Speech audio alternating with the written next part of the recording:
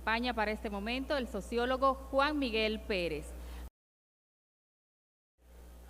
Este es un pueblo muy activo, pero la antropología dice, y lo decía un gran filósofo hace ya más de 300 años, Blaise Pascal, que detrás de los entretenimientos la gente suele esconder miserias. Es una forma de resistencia, es una forma de tratar de evadir elementos complejos de la existencia humana. Y nosotros somos evidentemente un pueblo festivo. Llegamos a cualquier lugar y nos saludamos 5 veces el mismo día. El humor está a flor de piel en nuestros labios. Ahora bien, todo eso también tiene una historia detrás que tal vez no es tan bonita que no sea en esa capacidad que tiene el dominicano de sobreponerse a las adversidades, en hacer de lo feo lo bonito, en sacarle sentido a las condiciones que tal vez no tuvieron que ver con su voluntad. Y por supuesto, nosotros sabemos que en nuestro país arrastramos muchos tipos de calamidades. Calamidades materiales, calamidades intelectuales, calamidades sociales, calamidades afectivas incluso. Feminicidios, pobreza, intercambio de disparos, mucha falta de institucionalidad. Y todo eso genera unos procesos muy difíciles de convivencia. ¿Por qué? Porque nosotros tenemos una historia complicada. Venimos de una dictadura de la cual se ha hablado mucho, pero nunca será suficiente hablar de ella hasta que logremos como pueblo finalmente erradicar lo que esa dictadura nos dejó como herencia en términos de la cultura política. El trujillismo nos dejó 3 grandes retos como sociedad. Nos dejó un régimen de terror utilizando los recursos de ese Estado que debería protegernos, pero que en muchos casos el trujillismo lo utilizó para maltratar, para utilizar un eufemismo, a la gente. También nos dejó un culto a la personalidad hacia quienes tienen ese poder temporal, pero que a través del ejercicio de una serie de ritos nos los estrellan en la cara. Ese culto a la personalidad, por suerte, al igual que el terrorismo de Estado, ha ido cediendo. Pero todavía nuestra sociedad está sumamente marcada por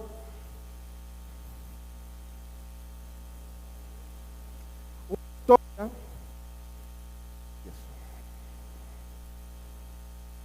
¿Me escuchan? Sí. Una historia y sus herencias.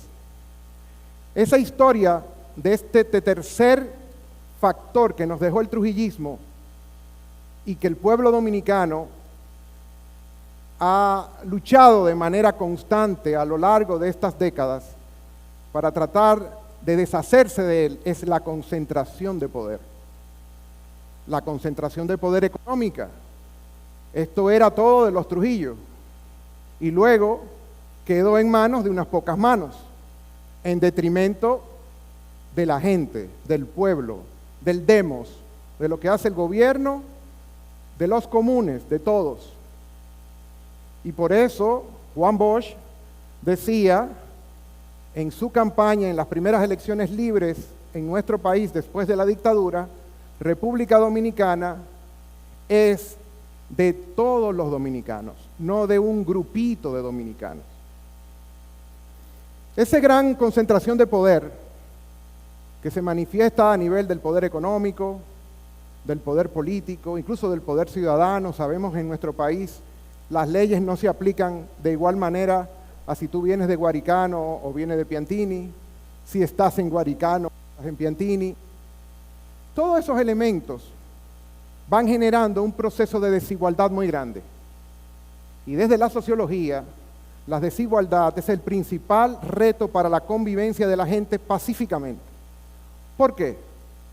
Porque nadie quiere ser menos que otro, porque nadie quiere sentirse menos que otro, sobre todo ante la ley y ante las instituciones que te declaran que somos libres, pero que también somos iguales, al menos en derecho, ante nuestras instituciones democráticas.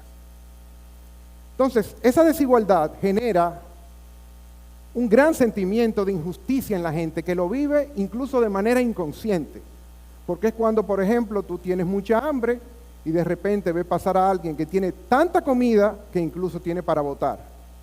Eso, por supuesto, genera un sentimiento de injusticia muy grande. Proyectemos eso a nivel general, en el transporte, por ejemplo, en el tráfico de nuestras calles. Un motorista que sale a buscarlo de la noche y lo que se encuentra es un policía que lo para, le quita el motor y le quita no solamente su medio de producción, sino también la suerte social de lo que va a comer esa noche. Y por supuesto no tiene él a quien acudir, porque su voz tampoco es igual de manera ciudadana y no será oída, al contrario, será inaudible ante esas instancias. Entonces todos esos elementos van provocando un resentimiento social que se convierte en violencia, en esa violencia física que vemos todos los días y que lamentablemente está azotando la forma histórica en la que los dominicanos hemos convivido los unos a los otros. Por ende, es un elemento fuerte.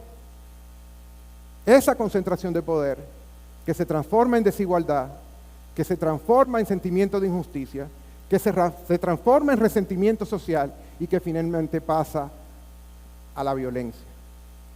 Esa violencia con la cual nos estamos matando todos. Por un tanque de gasolina, por un puesto en una estación de gasolina, por entrar a una discoteca, etcétera, etcétera. Una espiral compleja. Ahora bien, nosotros tenemos un sistema llamado democracia. La democracia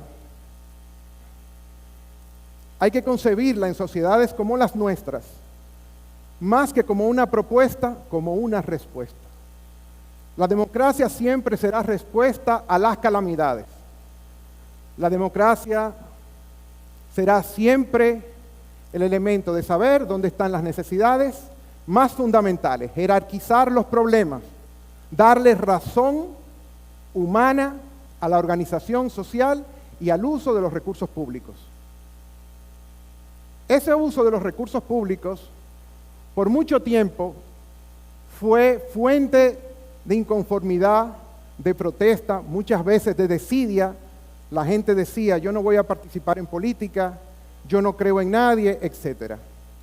Y sin embargo, la década de los 2010 fue una década muy interesante, porque fue la década del 4%, un reclamo popular, fue la década de Loma Miranda, declarándolo o queriéndolo declarar parque nacional, la lucha por el medio ambiente, la cementera, justicia fiscal para que el sistema redistributivo fuera más democrático y finalmente la Marcha Verde.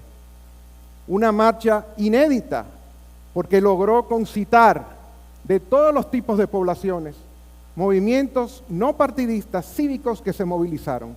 Se movilizaron en Noruega, en Canadá. Nunca habíamos visto a la diáspora organizada y estructurada. Nunca habíamos visto, por ejemplo, esas manifestaciones fuera de los partidos. En el sur, por ejemplo, en ese sur profundo, aislado, marginado, olvidado por la historia. Y es que este pueblo es un pueblo luchador. Es un pueblo que en el año 1961, cuando ajustician al tirano, todavía los remanentes del Trujillato querían quedarse. Y ese pueblo salió a las calles a combatir para tratar de lograr su libertad y los derechos sociales y económicos que trajeron, por ejemplo, los héroes de junio del 59, para el establecimiento de una verdadera democracia, no solamente en el plano político, en el plano social, en el plano económico, en el plano cultural, en el plano territorial, por ejemplo. Entonces, ese movimiento de Marcha Verde tenía una consigna, el fin de la impunidad, pero no solamente de la impunidad en términos de corrupción administrativa, también en términos de injusticia social. Ese fue un gran alarido del pueblo dominicano. Ese fue un gran clamor. Y eso es lo que obligó a los gobernantes que fueron elegidos en esas elecciones a establecer una serie de prácticas que pudieran reclamarse como democráticas. Y por supuesto, dentro de esas reformas había un espacio clave, porque tiene un efecto multiplicador sobre no solamente el resto de las instituciones públicas, sino sobre el espectro público nacional, y son las contrataciones públicas. Porque si escándalos venían, esos escándalos provenían precisamente de la concentración ilícita y malversada de esos recursos de la inversión pública, acaparados, secuestrados, cooptados por unas cuantas manos privadas en detrimento del bien general de todos los dominicanos. Entonces, la participación de la gente no es solamente que puedan ellos quitar y poner gobiernos. La democracia es un ejercicio cotidiano, es un plebiscito. ¿Por qué? Porque democracia es dignidad para todos. Incluso está consignado en nuestra Constitución 14 veces la palabra dignidad. ¿Y qué es dignidad? Dignidad no es más que el reconocimiento que hace una sociedad a través de sus instituciones y sus derechos de que tú eres un ser humano con todo lo de la ley para ser parte nuestra. Que tú eres un ser humano que tiene todo el reconocimiento para que tu integridad física, material, intelectual e incluso el honor puedan ser respetados. Por eso, la participación es un elemento fundamental de la democracia. No es solamente tener elecciones libres, no es solamente ser consultado una sola vez cada 4 años, es que en todas las instancias del Estado Dominicano, como instancia central para la distribución y redistribución de las riquezas, nosotros podamos tener una participación, incluyendo en el elemento económico. Un elemento que, por supuesto,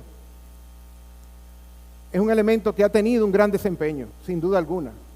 Los últimos 60 años, República Dominicana ha registrado un crecimiento económico en los números generales y, sin embargo, todavía esa espera de una prosperidad compartida no ha llegado a todos los hogares de igual manera.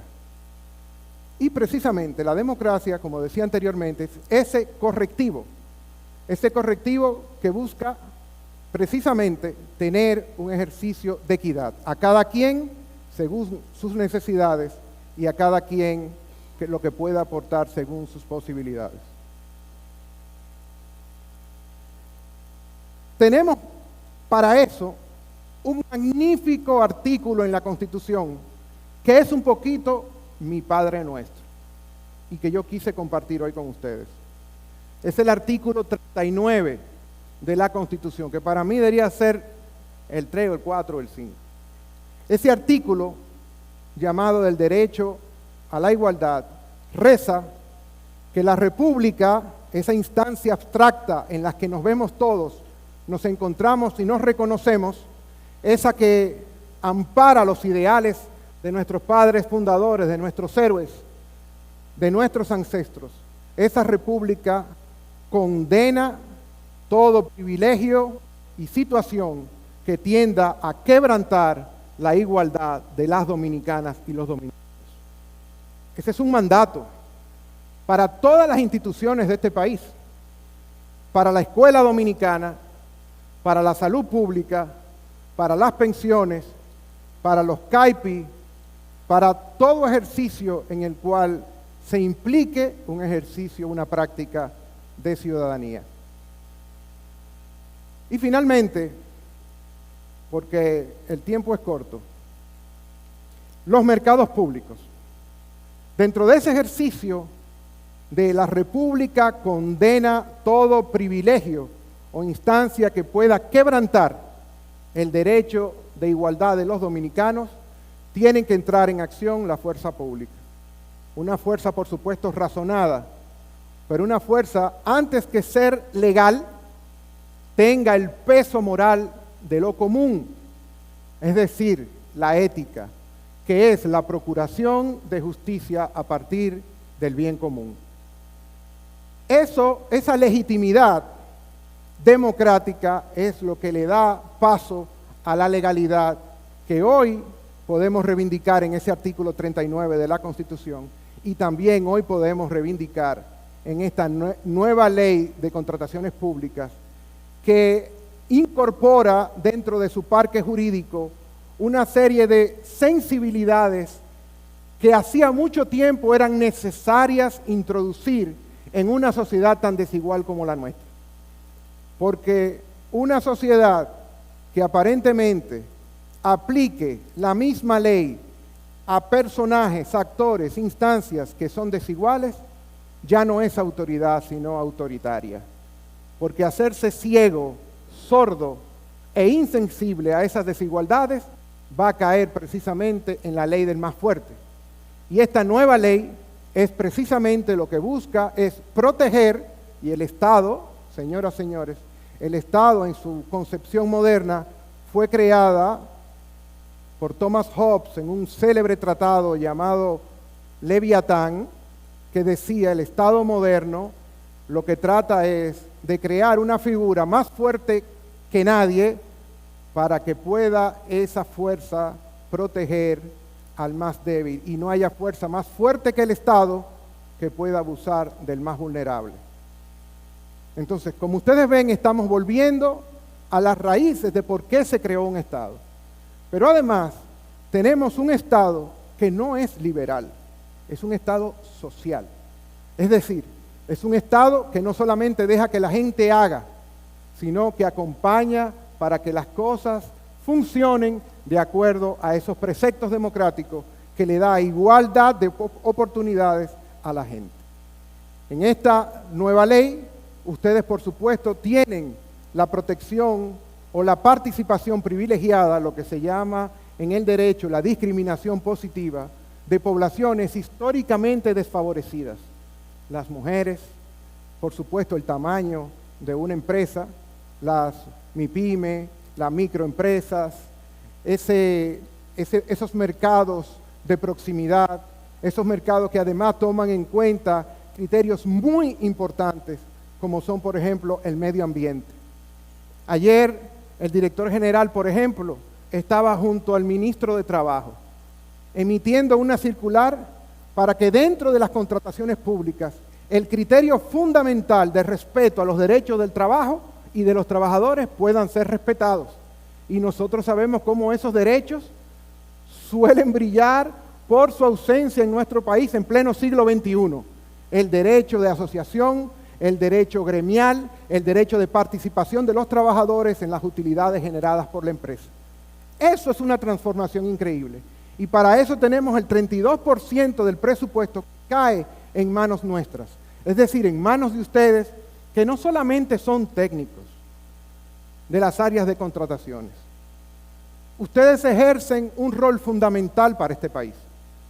Así como lo hace el maestro que recibe a ese niño, esa niña, ese adolescente en la mañana y que tiene en sus manos una gran tarea y una gran misión patria, así como lo tiene el juez, que tiene que dictaminar no solamente la responsabilidad de un acusado, sino que en ese fallo se juega la suerte del curso moral con el cual esta sociedad decide qué es bien, qué no es bien, qué es tolerable, qué es intolerable. Se juega en el médico que atiende a ese paciente que va desconsolado, buscando sanación, buscando cura, buscando alivio a su dolor físico, a su dolor cultural.